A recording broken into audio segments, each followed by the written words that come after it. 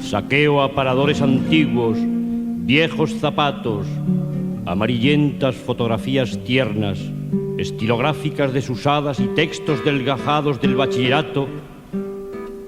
Pero nadie me dice quién fui yo. If there are boundaries, I will try to knock them down.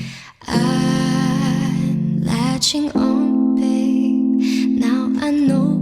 A finales del siglo XIX se construye junto a la Puerta de Santa Engracia de la ciudad de Zaragoza la Facultad de Medicina y Ciencias. Por sus aulas pasaron grandes personalidades.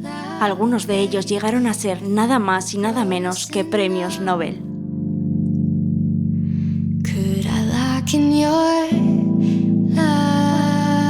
La antigua Facultad de Medicina y Ciencias, hoy edificio Paraninfo, es la construcción simbólica más representativa de la Universidad de Zaragoza. Fue diseñada por el arquitecto municipal Ricardo Magdalena Itabuenca a petición del Ministerio de Fomento y construida entre 1885 y 1893. Se trata de un grandioso edificio con función pedagógica, didáctica, construido en un estilo historicista, que cumplió sobradamente las expectativas de los promotores y que puso a Zaragoza en el ranking de ciudades más modernas a finales del siglo XIX. Este edificio supuso un foco en la periferia de la ciudad de intelectualidad, puesto que, claro, por supuesto, allí daban clases los catedráticos más afamados.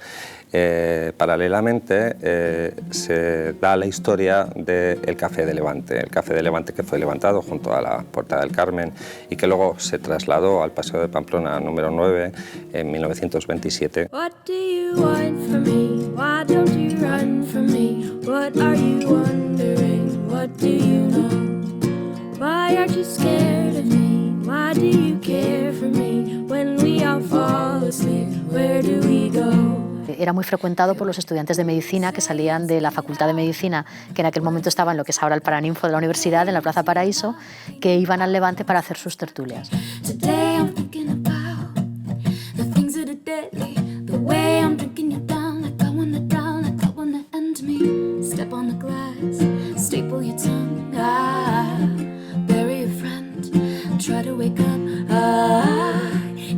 Si recordamos las grandes tertulias que ha habido de escritores en Zaragoza, sin duda la más importante, como cualquiera comprenderá, es la tertulia del Café Niqué, donde se creó, digamos, un imaginario que todavía subsiste en la mente y en el recuerdo de tantos y tantos zaragozanos, ¿no? El Café Niqué, que estaba situado en la calle Riquete Aragonés, el actual 5 de marzo, abre las puertas en el año 40 y antes de la famosa tertulia ya hay un principio de tertulia anterior con periodistas y humoristas gráficos por la que pasaron pues Bayo Marín, Chas, Marcial Bug.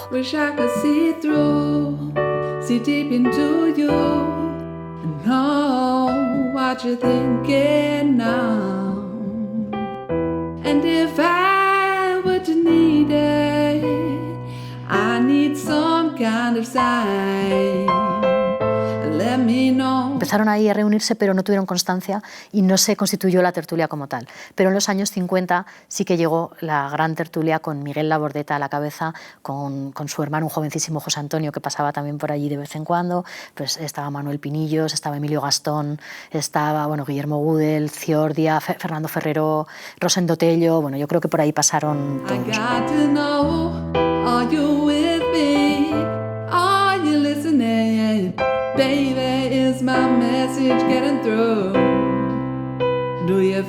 Pero los dos más gamberros, los dos más divertidos, los dos más bulliciosos eran sin duda Miguel Labordeta y Julio Antonio Gómez.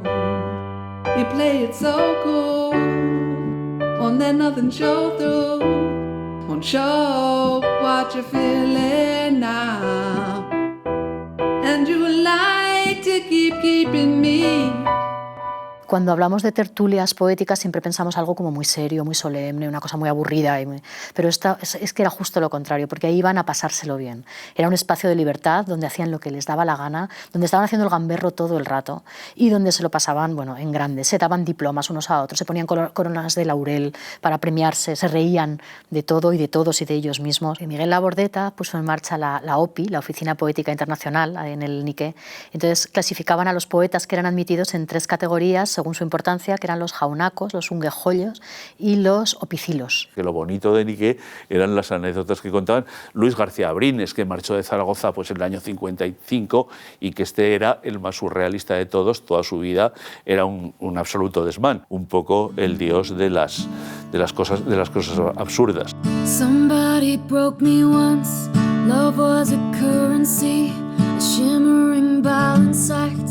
I think I laughed at that, and I saw your face and hands, colored in sun, and then I think I understand. Y de allí salieron grandes revistas, salieron, al menos que yo recuerde, cuatro grandes revistas, porque ahí publicaron de la tertulia del Niqué, de las gentes del Niqué, se publicó Despacho Literario, que dirigió Miguel Labordeta, Papageno, que dirigió Julio Antonio Gómez, Orejudín, que dirigió José Antonio Labordeta, y Poemas, que sacaron adelante Guillermo Gudel y Luciano Gracia. Y también sacaron 4 colecciones de libros, es decir, no solo sacaban revistas, sino de allí también salieron 4 grandes colecciones de libros en las que se publicaron muchos libros de poemas, de teatro, de la época. Yo creo que casi todos los que iban allí eran gente que lo que querían era pasárselo bien, que se tomaban poco en serio, que no eran solemnes y que eran gente muy inteligente y muy divertida.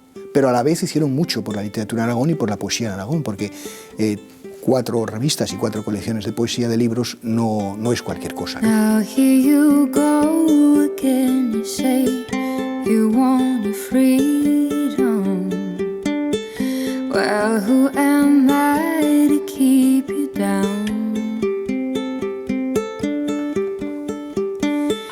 It's only right that you should. Algunos de los asistentes a la tertulia del Niqué, como José Orús o Julián Borreguero, que eran bastante más jóvenes que los asistentes al Niqué, deciden formar su propia tertulia en el Café Baviera, en el Paseo de Independencia. Entonces ellos decían que los otros del Niqué eran muy mayores y los llamaban los dinosaurios. Y entonces Miguel Labordeta, en contestación, los bautizó como la Deposición. Entonces por ahí pasaron no solo Orús y Borreguero, sino también Ángel Azpeitia, José Antonio Rey del Corral, Javier Gómez de Pablos, Antonio Artero. O sea, también fue gente muy interesante que se juntaba ahí. Todos los jueves se reunían para charlar, llevaban sus textos que leían en voz alta y bueno, pues yo creo que también ahí era un espacio de no solo de tertulia, sino de conversación sobre la vida, que era lo importante, ¿no? Otra tertulia muy importante, que yo tampoco conocí naturalmente, pero que era una tertulia interesantísima, fue la tertulia de los espumosos, una tertulia que montó Pepe Alcrudo, el dueño luego de Pórtico y del kiosco famoso en el Paseo. En 1945, José Alcrudo, el librero, coge la concesión del kiosco que había en el Paseo de Independencia a la altura de Correos, en el Boulevard Central, que en ese momento existía en el Paseo de Independencia. Entonces, por ahí, por su kiosco, empiezan a pasar gentes como José Manuel Blecua, como Ildefonso Manuel Gil, Federico Torralba, que están muy atraídos por esos libros de importación extranjeros que Alcrudo consigue meter en España burlando la censura.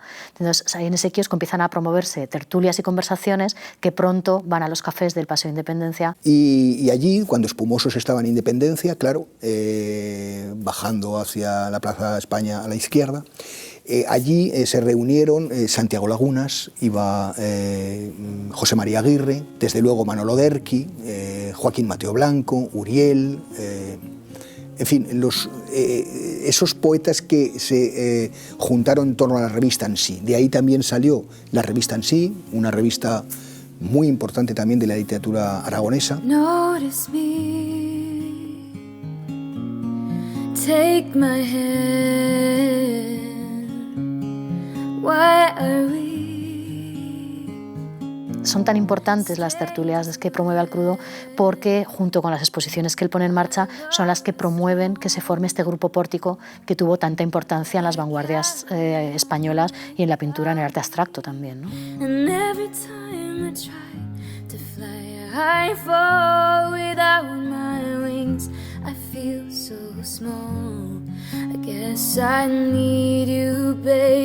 Y luego, claro, tengo que hablar de la tertulia que nosotros creamos, los amigos, mis amigos y yo, creamos en El Ángel Azul, que fue una tertulia también que ha quedado para la historia porque es una tertulia por la que pasó gente muy importante, ¿no? Esa tertulia la empezamos a crear Ignacio Martí Pisón, Antonio Pérez Las Heras y yo.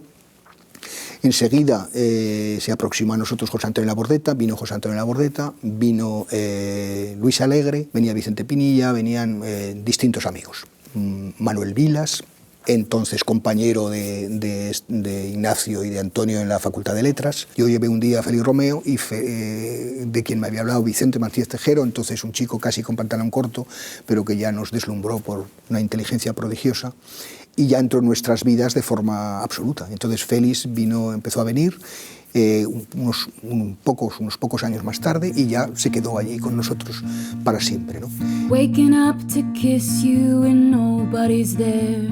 The smell of your perfume still stuck in the air. It's hard. Yesterday I thought I saw your shadow running round. Yo creo que de las tertulias más recientes que podemos hablar es la del 22, el grupo 22, que es una tertulia que surge de una forma muy natural cuando unos poetas una noche se van a cenar y se van a la Fonda de la Peña, en el Tubo, en la calle Cinegio, que es una fonda como muy tradicional, una pensión, tal. Entonces se lo pasan tan bien ese día hablando de poesía, hablando de cultura y hablando de la vida y de las cosas importantes en realidad, que deciden institucionalizarla y todos los días 22 del mes quedar a cenar en este mismo sitio. Debía ser como muy surrealista porque la pensión, como digo, era un sitio como muy formal y muy tradicional de siempre. Entonces debía ser gracioso ver al huésped de la pensión en pijama que sale al baño cruzándose con el poeta joven que pasa al comedor a cenar, ¿no? Bueno, de esa tertulia formaron parte Ángel Gracia, Miguel Ángel Ortiz Albero, Sergio Algora, que ya no está, Octavio Gómez Milián, Miguel Serrano, Nacho Tajahuerce, Brenda Scott, bueno, un montón de poetas que ahora mismo están además en pleno apogeo, publicando libros, todos ellos de poesía y de narrativa. Y bueno, pues yo creo que fue también una tertulia muy divertida en la que también se lo pasaban muy bien, y también muy poco solemne, que creo que también es como un denominador común, ¿no? con el Niké.